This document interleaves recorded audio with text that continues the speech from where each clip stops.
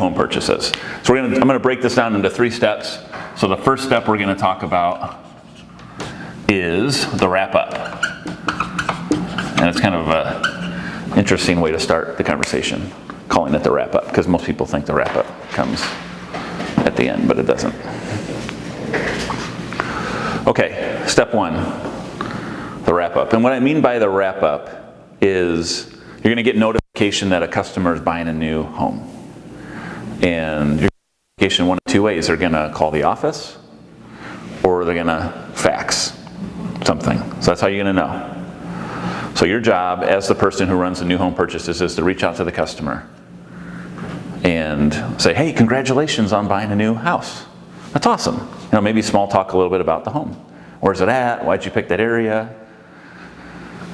What do you like about it? Are you going to live there for a long time? Are you going to rent it out later? What are your plans? Whatever you need to do. This is a big deal for the customer, right? They just bought a house, for goodness sake. So they're certainly going to be willing and open to talking about it for a long time. So, congratulations, that's awesome. Let them know that you're going to handle it now.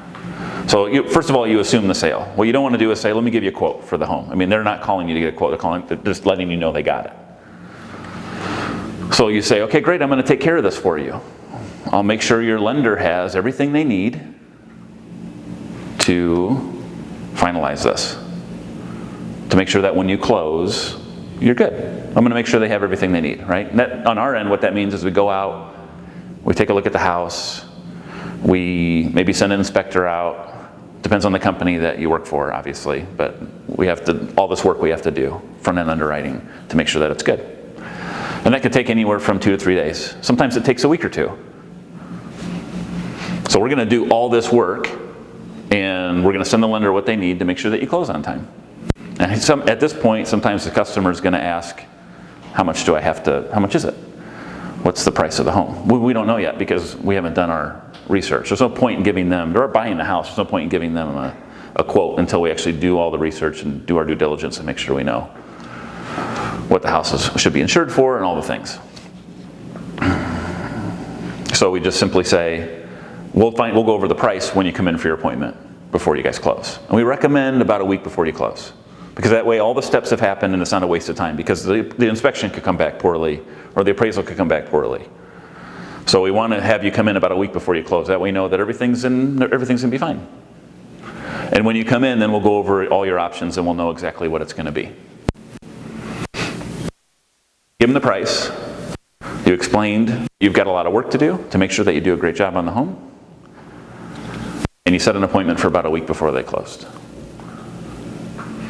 There are going to be one objection you'll run into are people like, well, I really want to know how much it's going to be. They want to know for whatever reason. Maybe they have a budgeting issue or just want to know. And I usually will say, I don't know until you come in. But if they're like, I really want to know, I need to know what it is, then I'll give them a price for the insurance. I'll say this is a guess. I haven't done my analysis yet. This is my best guess based on the tools that I have.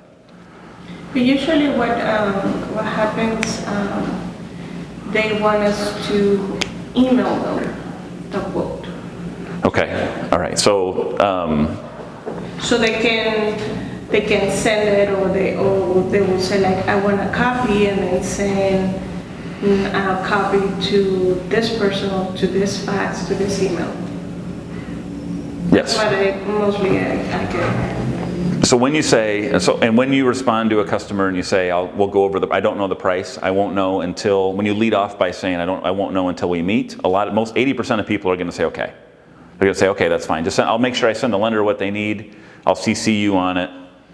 We're fine. Most people will say, okay. If they want an email or they want to know the price or they want to know more information, it's okay to give them the information in advance. It's not terrible.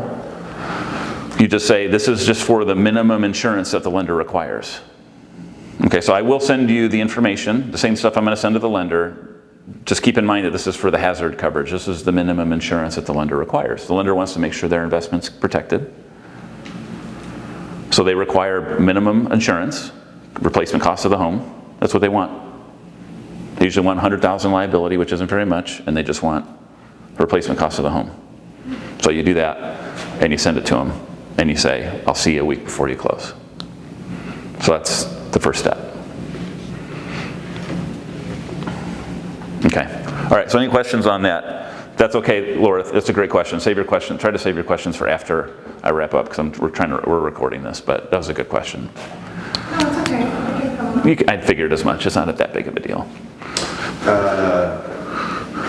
Hectic, busy, like literally boxes galore, craziness of moving.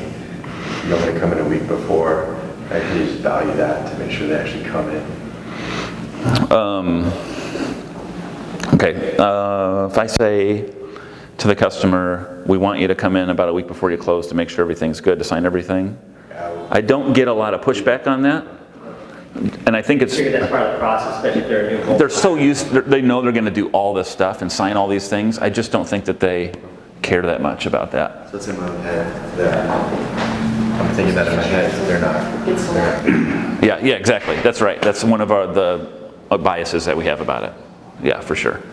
If you just plant that seed, and if they do say that, let's say they do say, no, I'm not gonna come in, because I'm so busy, I just can't, then I would say, okay, well, can you come in after? We just need to get it signed within a certain amount of time. So can you come in a week after you close? Have you run into that before? Like once. Okay, so that will come up. That's a good question. It will come up, and we'll just say a week after. Do you ever ask for the appraisal? I mean, when they're like, I want the quote, I'm like, well, I want to get the appraisal. That way we make sure we're protecting your investment properly. And then people are just like, oh, that makes sense. If I get the appraisal, I get it from the lender. Yeah, exactly. And it's a good opportunity to build a relationship with another lender too. So, do I get the appraisal in those situations? Sometimes. Sometimes it's really easy you can tell. Sometimes it's easy to do a home quote based on the information you see online. Sometimes there's not a lot of information, or there might have been some new work done or whatever. But, yeah, I'll get it from the lender sometimes.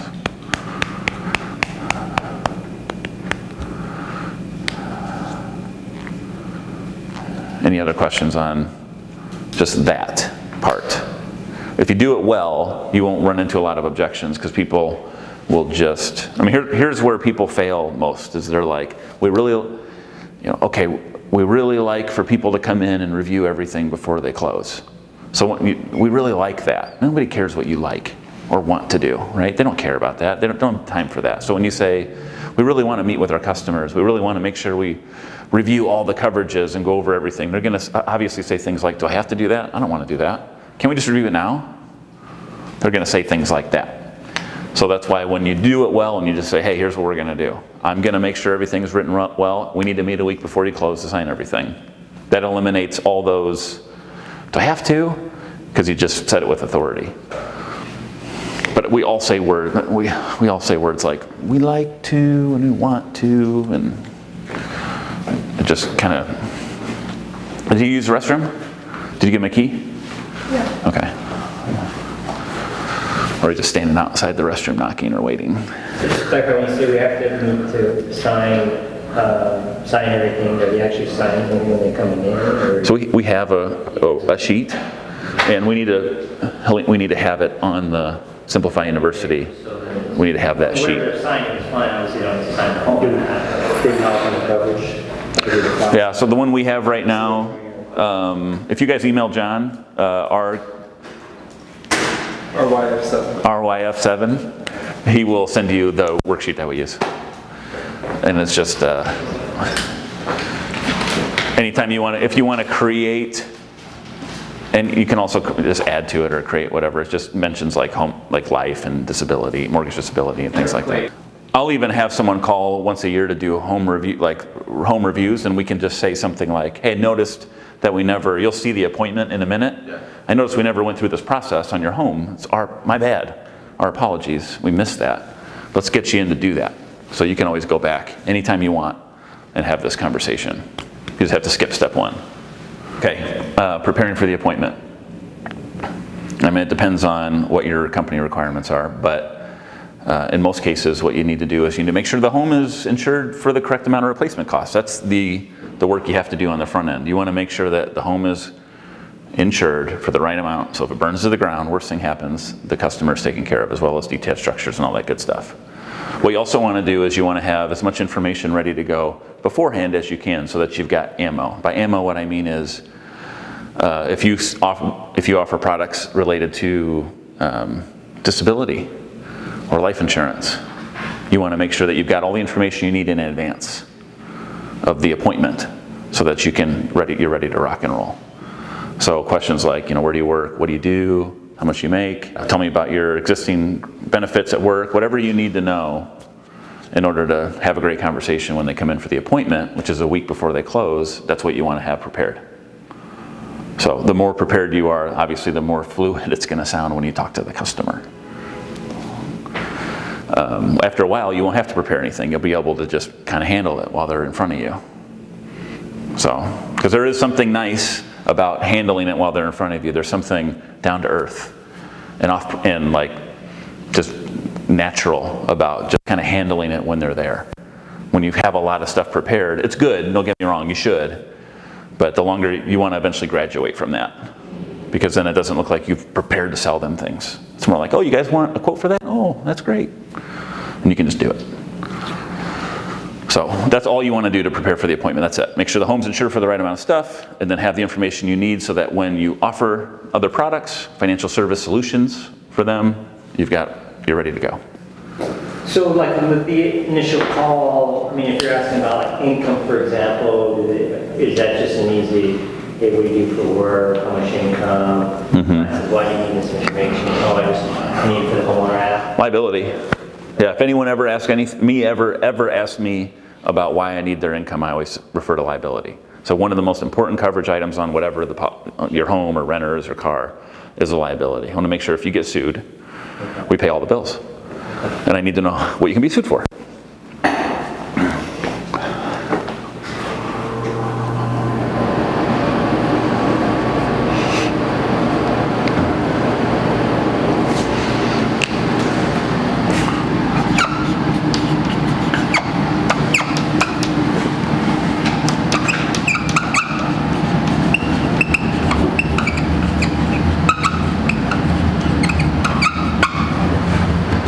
Here, what I talked about, I mean, we got time. So what I talked about here was when you get the fax or you get the notification someone's buying a new house, you reach out to the customer and you kind of wrap it up for them.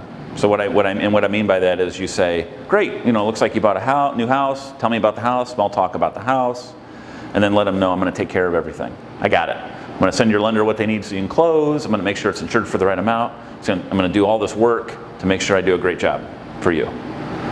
And then you just need to come in a week before you close to sign everything.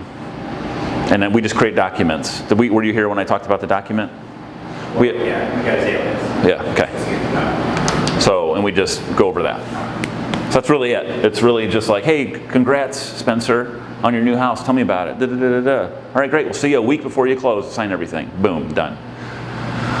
And then make sure, in the meantime, if you don't already know an ABS or whatever, if you don't already know what their deets about where they work, how much they make, just get it. Get it right there. Or call back later and be like, hey, let me get some information as I'm wrapping up here. If you have to call them because you forgot, call them and just say, hey, I'm finalizing your home insurance. Tell them I need some more information. Who cares? And then you just get the information you need so that when they come in, you're ready to go. Step 3, run the appointment. And the customer's officially there, ready to go. And if you have probably like a sales process you're supposed to go through with people, right? That you're being taught, your company wants you to follow. So follow that as well. This appointment really fits in nicely with any sales process you're already using. So this isn't a replacement of like all the questions you normally ask people and all the things you want to get into. It's just something you could do at any point in time, before or in the middle or after.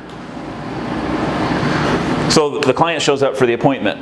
Now, when you set the appointment, one thing you must do is you must make sure that all the people who are decision makers are there. And the paperwork that we have, for example, in our insurance office, and hopefully in yours, that I want people to sign, has everybody's signature required on it. All the people that are on the title are going to be on the policy. Not the kids, obviously, but the people. So you want to make sure that both people show up. You do not want to run this appointment with just the male or just one person. A male-female situation, you don't want just the guy to be there. All right, so You don't want that. And I would say even go so far as to remind them, hopefully when you set the appointment, you said you both need to be there, if there's two of them. And if one of them shows up, you say, we need both of you here, so reschedule it. Seriously, or else you're gonna waste the next hour of your life. So get both people in for the appointment. It's tempting to just run it and get it over with, but it's a waste of time, I promise. For everybody, for them too, because they're not gonna do anything, probably. So, they're here. The first thing you want to do when you bring them in and you're ready to have this conversation is you want to just kind of recap what you did. Here's all the things I did to make sure that this is a great home insurance policy for you. You know, I or somebody else looked at the home, we did all our homework, we made sure that the structures were covered, whatever it is. Here's all the things that we did.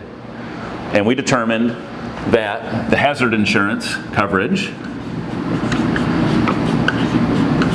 was, let's just say for an example, and we're in Oregon, so let's just say that it's $600. Doesn't mean anything, just a random number. $600 for the hazard insurance on your home.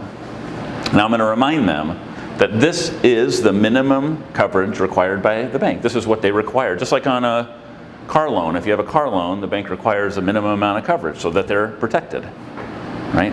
Same thing with the mortgage. It's really the same thing. They have minimum requirements. And then, like I said, that's replacement on the home, and then usually it's a small amount of liability coverage. Doesn't mean it's the right amount for the customer at all. So you let them know we got the minimum, what we sent over there for closing is this. Now, you have choices that you can make to protect you. There are additional options or additional coverages that you have that you can choose that will protect you and your family. Now, at some point in the conversation, you're going to want to go through and do your job, which is cover all the line items on the home policy and make sure they know everything they need to know. So I'm not saying this is instead of that. I'm saying right now I just want you to focus on these few things, and then at some point you can go through everything to make sure you do that. I don't want to not cover things because I'm trying to sell people stuff. So here are the 4 most common options that people choose. And they're different for everybody in every state and every company, what the 4 most common options are. I'm just going to give an example of something that one of the customers we uses. So, like option number 1, earthquake. And I write this on the board for them so they can see it. If you don't have a board in your office where people can see stuff, this helps a lot with this particular appointment and other appointments, life appointments and things like that. So earthquake insurance. Depending on eligibility, if they're eligible for earthquake insurance, I would say, what are your thoughts on earthquake insurance? What do you think about earthquake? I just want to start a conversation about earthquake. And I like to start with earthquake, and I do it on purpose because it doesn't feel like I'm selling them anything, to anybody. It's very basic. What do you think about earthquake? And then we'll have a conversation about their thoughts regarding earthquake insurance. They might say, we really care, we don't really care, and I personally don't care what they choose. I just want to give them good advice and let them know it's available and answer any questions they have about it. So earthquake insurance. If they ask me how much the earthquake insurance is, I'll say, I'll quote everything out at the end. I'll give you prices on all this stuff at the end after we go through these different options. Sometimes they'll say, what do you think, Jared? What do you think I should do for earthquake? And then I'll tell them what I think based on their situation. Okay, the second most common item that people want is payment protection. And if you have the ability to offer a product that will help them with their mortgage payment, then you should. Because most foreclosures occur because someone's not able to work.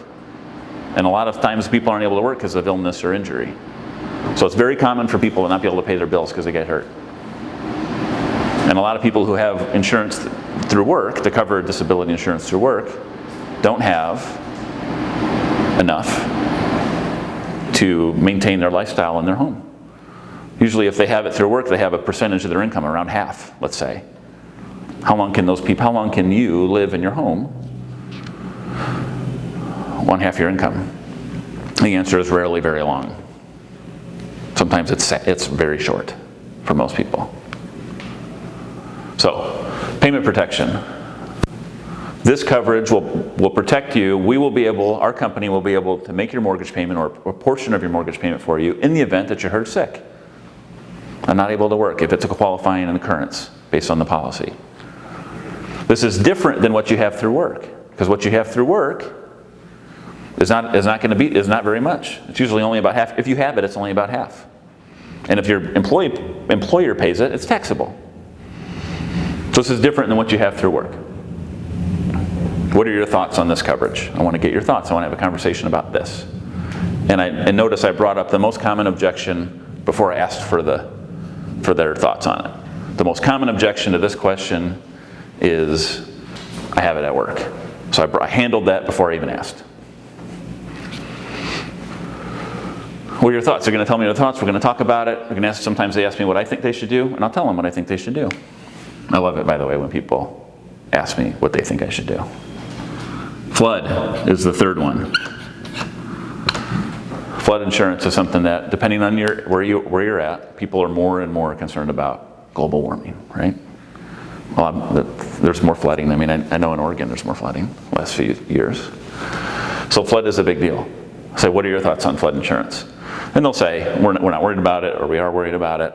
And I'll explain how the policy covers certain things and doesn't, and there are other policies out there. I'll go over all the details. But we'll just have a conversation about flood. So I kind of buffered the disability conversation in between earthquake and flood. The customer still doesn't feel like I'm trying to sell them extra stuff. They really believe, and it's true, that I'm giving them options that people talk about, which I am. And then the last one's mortgage payoff. If you can offer a product where, life insurance, if you can offer life insurance, then that means that you can pay the mortgage off in the event that one of them dies for the family. You can do that. I know that I can offer a product so that if you die, your family and your kids, if you have them, can stay at the home and maintain their lifestyle. It's easier to when the mortgage is paid off.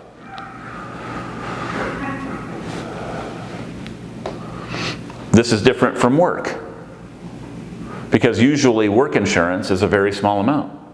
It's not nearly enough to pay the mortgage, much less final expenses, any medical bills that your family might have to pay, debt, and so many things. I don't know why am I drawing a blank on that. There's so many things. So life insurance. You want to send your kids to college, whatever you want to do. So work doesn't cover even close to that. And can death benefit be taxable? Yes, it can be, depending on who pays it, the premiums. So what are your thoughts on that? So I'm going to handle, those are the two most common objections. What are your thoughts on that? Now, there is another objection that people have to these. I didn't mention, it's that it seems complicated. I don't really want to add all that coverage. So then you could just say it's really easy. It's really easy. So when you offer this, you could just say, so this is different from work. Here's why. And it's just super easy to get if you qualify. It's really easy process. So did you say I'm sorry, Jared, on mortgage payoff, you say anything about this a life insurance policy, or is it mainly just saying, hey, if anything happens to you, would you want your mortgage paid off? Or is that important to you? When I ask here? Yeah. Okay, so when I ask this question to a customer, what I would say is, we'll pay your mortgage off for you if you die. Hopefully they're both there. They got to both be there, right? For you and your family. I'm looking at the other person. We'll pay this off for you so you can stay in the house, maintain your lifestyle, or at least get you closer to that. A lot of times just even paying off the mortgage isn't enough, especially if the other person's not working. But it gets you closer to maintaining your lifestyle. And then I'll talk about it's different from work. Here's how. And it's really easy to apply. And then I'll just ask for their thoughts. What are your thoughts on that? As I said, if they ask for prices, I wait till the end. I say I'll go through everything at the end, the cost of everything at the end. So I haven't given them any prices yet. So now, at the end, I'll ask, okay, so based on the information and conversation we just had, prioritize these things. What's the most important to you? What's the most important one? And I'll have them prioritize 1 through 4.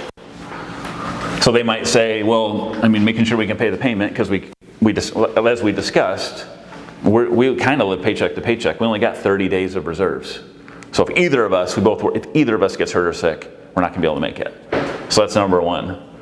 Earthquake, we're in an area where there aren't a lot of earthquakes, but everyone talks about earthquake, so that'd be number two. I would love to pay in a perfect world, I'd love to pay the mortgage off. I don't know if we can afford all these things, it's kind of what they're thinking or saying right now. But in a perfect world, we'd be able to do that so they can stay at the house. And by the way, if it's just a single person, I'll say for your family. They have a mom or a dad or a sister or a brother or somebody that they care about. They could gift the house to a grandkid or gift the house to a niece or a nephew or who knows. Find out who they care about and ask them if they want to have us pay the house off and give it to somebody. Maybe even a charity. And then we don't really care about flood. This is just an example. We don't really care about that. I'll say, great, okay. Well, let's start with this one. Let's go through the application, find out how much it is, and get that going today.